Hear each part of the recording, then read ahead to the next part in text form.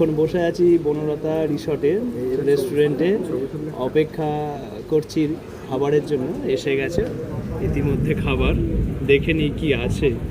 Wow, veg থালি তো veg থালি, তার সাথে পোস্ত, পুঁই চচ্চড়ি, ঢেঁড়স ভাজা, করলা ভাজা, বিরাট একটা পেঁয়াজ, পিছনে শালপাতা, সাথে দিয়েছে মটন কষা। আর একটা জিনিস আসছে এখানকার স্পেশাল, সেটা হচ্ছে কোয়েল কষা। তো সব মিলিয়ে জম্পেশ, জিভে আসছে জল, কিন্তু তার থেকে বাইরে প্রচুর পরিমাণে বৃষ্টি। সেই বৃষ্টিকে হার মানিয়ে জিভের জলকে থামিয়ে করছি, আর ওয়েট করা যাচ্ছে না, এবার খেয়ে নিই। এসে গেল কোয়েল মাংসের কোয়েল কষা, মটন কষা, বিরাট বাটিতে একটা করে ডাল।